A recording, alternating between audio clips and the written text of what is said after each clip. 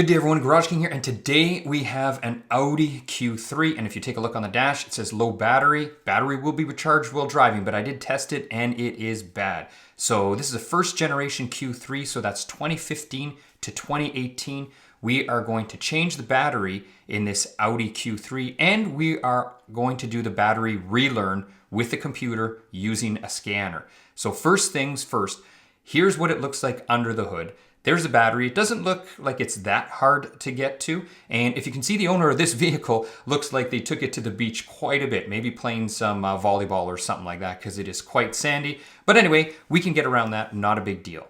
And now with the cover off, we can get to the battery. So first things first, we're gonna just take off that little plastic cover there. Then what we have to do is get our 10 millimeter socket, and we're going to undo the two bolts holding the clamps down. Now this one has a little electrical connector there. I just used a screwdriver and I undid that. Yours may or may not have that. And then there is a hold down right here. You can get to it. It's right by the air filter, not a big deal. What I did next to give myself some extra room is I pulled out the battery blanket. And then with the battery blanket out, you can see, or well, you'll be able to see in a minute, I actually had a little bit more room. Now I had a little bit of trouble getting the actual battery out because at first I didn't realize it didn't want to come straight out. And the reason for this was the way it sits in there. You can see there's the hold down bolt, and then it has these sort of, I don't know, these fingers here. So you can't pull straight up, you gotta come out and up. Similar to a plane taking off. So now you can see with the new battery, installation is a reverse of the removal.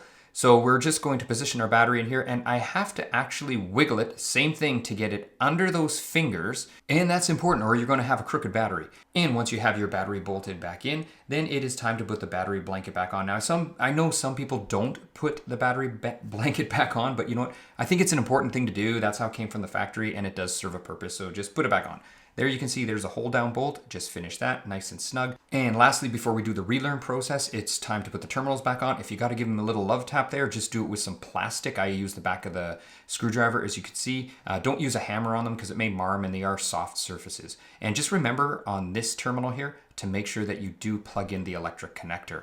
Because if you don't, I don't know what's gonna happen, but something bad is probably going to happen. And then once you have that done, give it a snug up again. Remember, 10 millimeter socket. And then all you have to do is, you should put those covers back on too. Make it look like it did from the factory. So a job well done. And then finally, we are going to put our cover back on, snap it into place, and now we have to do the relearn process. So here you can see, here's my scanner. I won't go through all of, each scanner is going to be a little bit different, but it says here the software used for the battery registration has to be changed. So every time you change the battery on one of these things, you have to do a relearn for the battery. So here on my scanner here, you're going to see I'm going to click Audi right there because we have an Audi. And then I'm going to go into 19 gateway data bus. And then, okay, there, ignition switch is on. And I'm going to read fault codes because you usually do have some fault codes. So there you can see we have engine management, supply voltage. I'm just going to clear them because I know the battery was failing, and that's most likely the cause of these codes. So now we can clear them just like so. No fault code. Excellent. And now what we can do is we can see there's the factory battery. You can see there's the parameters.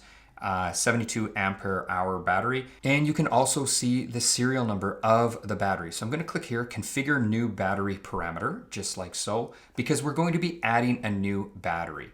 Now here's the thing, I'm not going to be adding another Audi battery. This is just an other aftermarket battery that I got. So I'm just going to go other battery manufacturer here, and you need to enter a serial number. So I'm just going to enter 1, 2, 3, 4, 5, 6, 7, 8, 9, 0. Good enough for me, and it's going to match it. You can see there 72 ampere hours. I'm going to do a little check here, and you can see there's a new serial number. It just doesn't really have one. Just 1, 2, 3, 4, 5, 6, 7, 8, 9, and 0. So back inside the vehicle, you know what? That is it for this week. So hopefully you've enjoyed the video, and thanks for joining me. And one last thing, let's start it up and take a look at that tachometer to see if it actually starts, because it better.